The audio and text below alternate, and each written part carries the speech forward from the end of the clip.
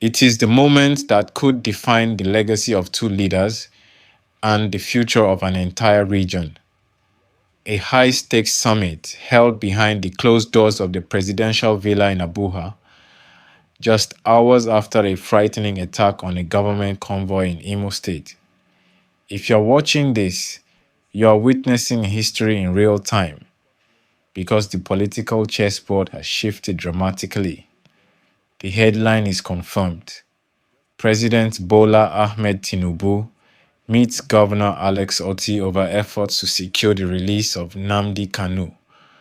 Today, Tuesday, December 2nd, 2025, we go deeper, far beyond the headline. To understand the magnitude of this meeting, you must follow the timeline of the last 48 hours. It began in a courtroom in Abuja, moved to a prison cell in Sokoto, survived an early morning ambush in Imo, and has now arrived directly on the president's desk. On Sunday, Governor Otti became the first governor to visit the maximum security facility in Sokoto, where Nnamdi Kanu is being held.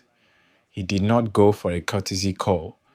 He went to verify details of an ongoing negotiation and to solidify what appears to be a multi-layered peace strategy. When he came out, he carried two key messages. Kanu was in stable spirits, and the Sultan of Sokoto had privately backed a peaceful resolution, even sharing light-hearted remarks during the visit.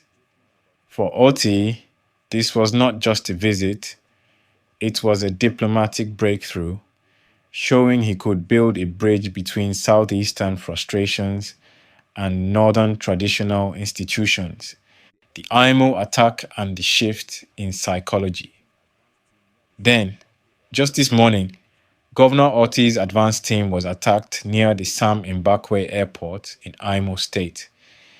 There are no graphic details here, but the incident was deeply unsettling. Staff members took cover, vehicles were damaged, and it served as a sharp reminder that the region remains tense and that every delay in finding a political solution has real consequences. And it was with the tension of that moment still fresh that Governor Otti walked into the presidential villa. Think about the psychology. He stood before the president not as a politician asking for a favor, but as a leader facing direct risk while trying to bring stability to his region. He could say, without exaggeration, Mr. President, the situation in the southeast cannot wait. A political solution is needed now. The incident strengthened his hand. It showed that while Kanu remains in detention, even the region's most influential leaders face danger. The administrative strategy. This meeting is believed to be part of finalizing what Governor Otti earlier described as an administrative resolution. In political language, that phrase is very specific. It often refers to a presidential power of mercy, also known as a pardon or a conditional release under Section 175 of Nigeria's constitution. Why is this important? Because the legal route could take years. Court appeals are slow, motions pile up, and tensions continue to grow. Governor Otti entered the villa carrying something no other southeastern leader has brought in years: the support of the Sultan of Sokoto. This was critical. It sends a message to the president. You will not face northern backlash for choosing peace. The traditional institution understands the stakes. It disarms critics who argue that releasing Kanu would be a sign of weakness. It puts the decision in the context of unity, not concession. For months, Otti has hinted that there is already an agreed strategy between the federal government and southeastern leaders. This strategy appears to follow this logic. Allow the court process to conclude. Secure a conviction so that the state can claim legal closure.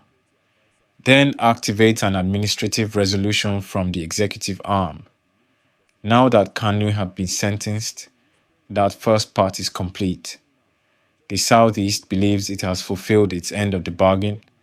They maintained calm during the judgment. They avoided mass protests. They controlled tensions as much as possible. And now they expect the presidency to fulfill its part. But here lies the challenge. The presidency is divided. On one side are the peacemakers, leaders who focus on economic stability and political harmony. They argue that releasing Kanu is the key to unlocking peace and jump-starting the economy of the Southeast. On the other side are security hardliners, those who argue that releasing him so soon after a sentence may discourage frontline personnel and could be interpreted as undermining judicial authority. This ideological clash is likely what played out in the village today, but numbers don't lie. The Southeast is losing revenue. Businesses are affected. Interstate travel is becoming unpredictable. President Tinubu, who brands himself as an economy-first president, cannot ignore that one major region's economy is under immense pressure. The timing of all this is not accidental. We are entering December, the most important season for the Igbo population. It is a period of mass travel, family reunions, and major business activity.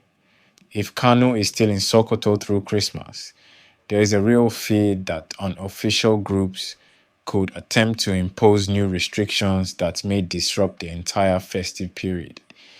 Governor Otti wants at least a clear, firm commitment before the season fully begins.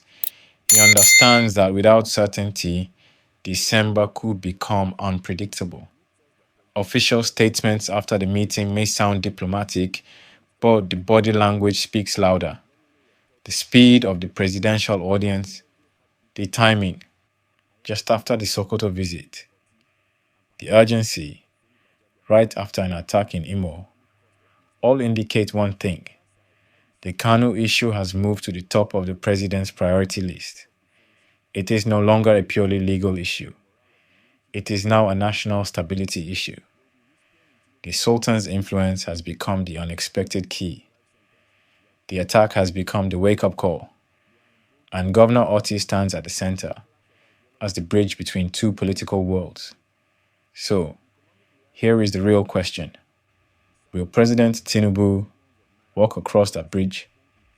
Will he choose a reconciliatory path that prioritizes unity and economic recovery? Or will he uphold a harder security-focused road? The coming days will be decisive.